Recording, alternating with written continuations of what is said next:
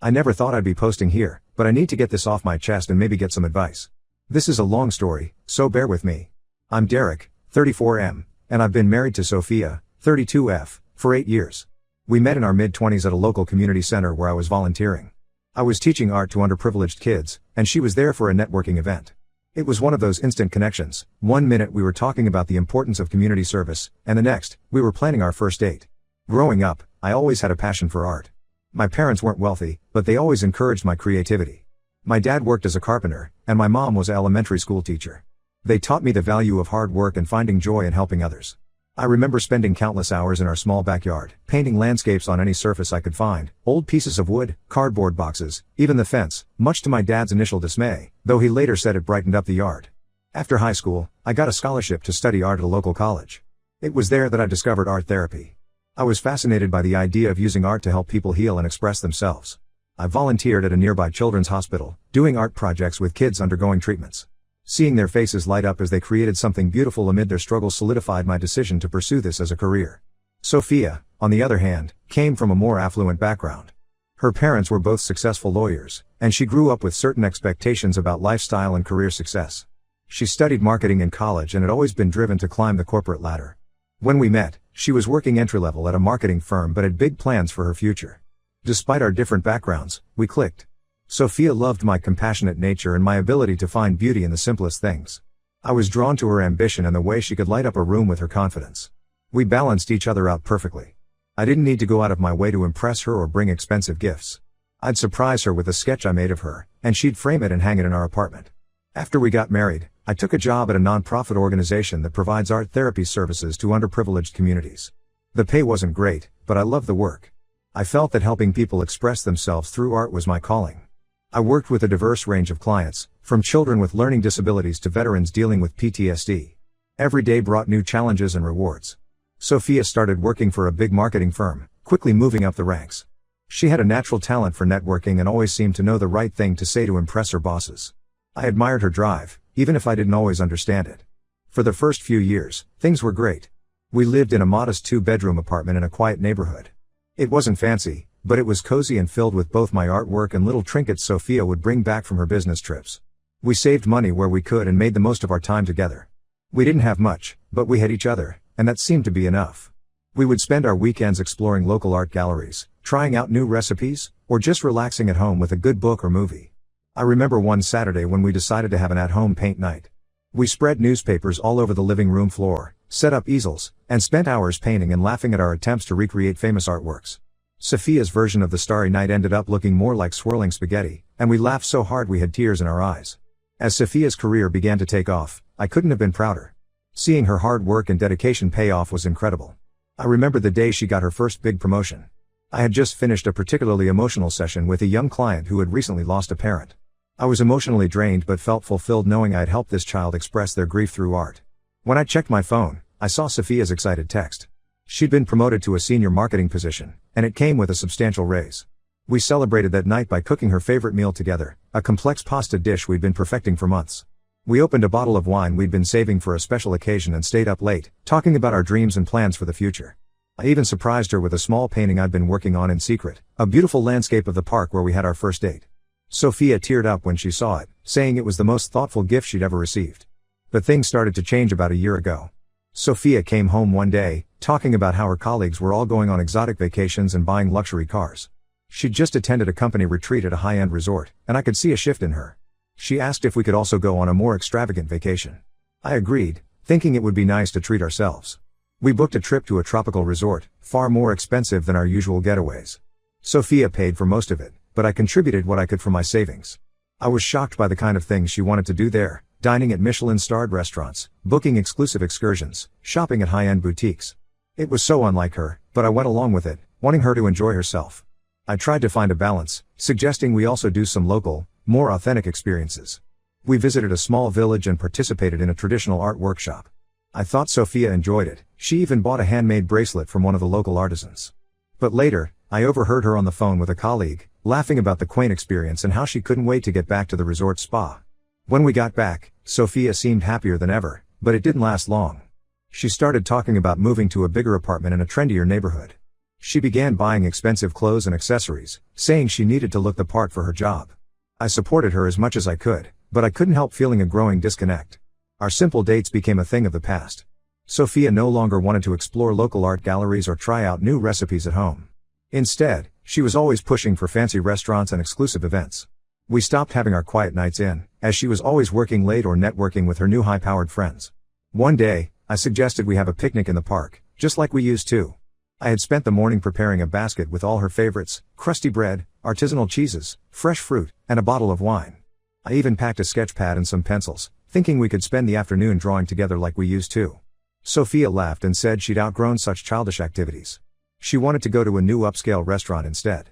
I tried to explain that I missed our simple times together, but she brushed it off, saying I needed to grow up and start thinking about our future. As time went on, Sophia's dissatisfaction with our life grew. She started making comments about my job, suggesting I should look for something more prestigious and better paying. She'd compare me to her colleagues' husbands, who were all high-earning professionals. Once, she even suggested I go back to school to become a real doctor instead of an art therapist. I tried to explain that my job was fulfilling and that I was making a real difference in people's lives, but she couldn't seem to understand. She'd say things like, "That's great, Derek, but we can't pay our bills with good intentions." It hurt to hear her dismiss my passion like that. I reminded her of the progress my clients were making, of the breakthroughs we'd achieved through art. I told her about a teenage client who had started speaking again after months of silence, all because of our art therapy sessions. But Sophia just rolled her eyes and said, "That's nice, but it doesn't get us a bigger house or a better car." The final straw came when Sophia's company had a big charity gala. I wore my best suit, which admittedly wasn't very fancy, and tried to mingle with her colleagues. But I could see the embarrassment on Sophia's face when I talked about my work. Later that night, she exploded, saying I was holding her back and that she was tired of having a husband she couldn't be proud of. I was stunned. I asked her if she still loved me, or if she just loved the idea of what I could be. She didn't answer right away, and the silence was deafening. Finally, she said, "I do love you, Derek, but I hate our life. I want more, and I thought you did too." I told her that I loved our life, or at least the life we used to have. I asked her if she could still love me if I didn't change, if I stayed the same compassionate, art-loving guy she fell in love with. She didn't answer, and I knew then that our marriage was in serious trouble. Now, we can barely look at each other. Sophia comes home late every night and sleeps in the guest room. If we happen to be in the same room, she finds an excuse to leave. Yesterday, I tried to hold her hand as we were leaving the house, and she pulled away as if my touch disgusted her. I feel lost and hurt. I don't know what I did to deserve this response from her. I'm considering suggesting we take a break to think about where our relationship is heading. But is that too harsh? Right now, everything feels harsh to me. It's incredibly difficult to see the love of my life treat me like I'm nothing. What do you think I should do? Has anyone been in a similar situation? Any advice would be appreciated. Update 1. First off, I want to say a huge thank you to everyone who offered their support and advice after my last post. Your comments and messages have been a lifeline during this incredibly difficult time. After much consideration, I decided to have an honest conversation with Sophia about our relationship. I suggested we take a break to reevaluate things. To my surprise, she agreed without hesitation. She moved in with her sister, and I stayed in our apartment. The silence that followed was both a relief and a torture. I missed the Sophia I fell in love with, but I didn't miss the constant criticism and disappointment. The first few days were the hardest. I'd come home from work, expecting to see her there, only to be met with an empty apartment. I found myself talking out loud sometimes, forgetting for a moment that she wasn't there to answer. During this break, I had a lot of time to reflect on my life choices. I reaffirmed my love for art therapy and the impact it has on people's lives. I thought about all the clients I'd helped over the years, the children who found a voice through their artwork, the adults who processed trauma through creative expression. I realized that while I wanted to support Sophia and make her happy, I couldn't change the core of who I am. I spent a lot of time in my small home studio, painting and sketching. It had been a while since I'd created art just for myself, without the pressure of it being a gift for Sophia or something to sell. I found myself pouring my emotions onto the canvas, the confusion, the hurt, but also the hope for a brighter future. One weekend, I decided to volunteer at a local shelter, teaching an art class to homeless youth. It was challenging but incredibly rewarding. Seeing these kids, who had so little, find joy in creating art reminded me of why I chose this path in the first place. One young girl, no more than 12, painted a picture of a house with a big family inside. When I asked her about it, she said it was her dream for the future. It broke my heart but also reaffirmed my commitment to using art to help others heal and hope. That being said, I also understood that growth and compromise are part of any relationship. I started looking into opportunities that would allow me to advance in my field without compromising my values. I reached out to some colleagues and mentors, asking for advice and keeping an ear out for potential opportunities. As luck would have it, I found out about a position at a prestigious hospital that was starting an art therapy program for their pediatric oncology ward. It was a big step up from my current role, more responsibility, a chance to build a program from the ground up, and yes, better pay. But more importantly, it was an opportunity to make an even bigger impact, to bring art therapy to children facing the toughest battles of their young lives.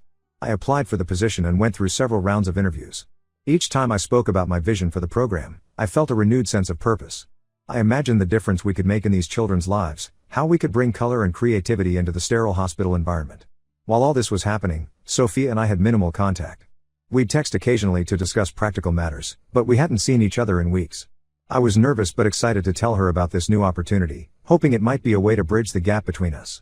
I thought maybe if she saw that I was growing in my career, but in a way that stayed true to my passions, she might understand me better. I decided to call her and ask if we could meet to talk. She agreed, and we set a date to meet at a neutral location, a cafe we used to frequent in the early days of our relationship. I spent hours preparing what I would say, how I would explain my new opportunity and my hopes for our future. But when the day came, Sophia showed up with a manila envelope in her hands. Before I could even begin to tell her about the hospital position, she slid the envelope across the table. Inside were divorce papers. She explained, in a cold, detached voice that I hardly recognized, that she couldn't be with someone who lacked ambition and couldn't provide the lifestyle she desired. She mentioned her new social circle and how they would look down on someone in my profession. She said she deserved more than what I could offer. I was devastated but also angry. I realized that no matter what I did, it would never be enough to satisfy her growing materialistic desires. The woman sitting across from me was not the Sophia I had fallen in love with. I took the divorce papers and told her I needed time to think. After she left, I sat in that cafe for hours, nursing a cold cup of coffee and thinking about our entire relationship, from the early days of our love to the recent years of growing apart. It was clear that we had both changed, and while I still cared for her, I couldn't ignore the fact that we were no longer compatible. I've decided to sign the divorce papers. It's painful, but I realize now that staying in this marriage would mean losing myself. I plan on taking the new job at the hospital and focusing on my personal growth. I'll update you all once the divorce is finalized. Thank you again for your support during this challenging time. Update 2. Hey everyone, I wanted to give you all an update on what's been happening since my last post. First of all, thank you again for your unwavering support. Your messages and encouragement have truly been a lifeline for me.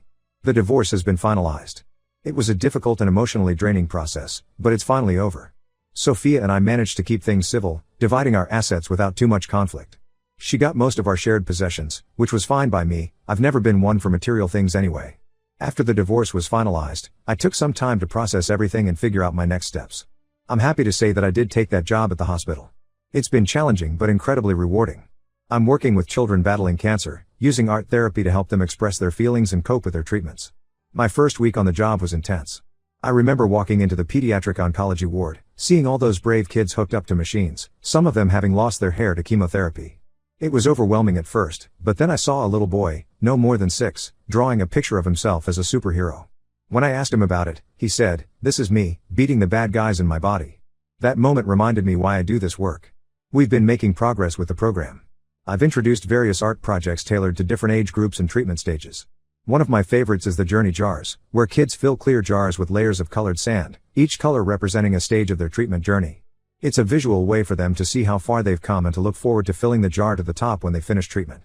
On a more personal note, I've made some changes in my life. I moved to a small, cozy apartment closer to the hospital. It's filled with my artwork and plants. It feels more like me than our old place ever did. I've set up a small studio space in the spare room, where I can work on my personal art projects when I'm not at the hospital. I've also rekindled my love for painting and have even sold a few pieces at local art fairs. Last month, I participated in a charity auction where one of my paintings, a colorful, abstract piece inspired by my work with the kids at the hospital, sold for a surprising amount. All proceeds went to the pediatric oncology ward, which felt amazing. I've been spending more time with friends and family who have been incredibly supportive throughout this whole ordeal. My sister, Emily, 30F, has been especially amazing. She's been checking in on me regularly and even set me up with a gym membership, insisting that exercise would be good for my mental health. She was right, those endorphins really do help. As for Sophia, we no longer have any contact. The last time I saw her was when she came to collect the last of her things from our old apartment. She seemed different, colder, somehow. She barely looked at me as she packed up her belongings, and the few words we exchanged were purely practical. As she was leaving, she paused at the door and looked back at me for a moment. I thought I saw a flicker of something, regret, maybe? in her eyes, but then it was gone, and so was she.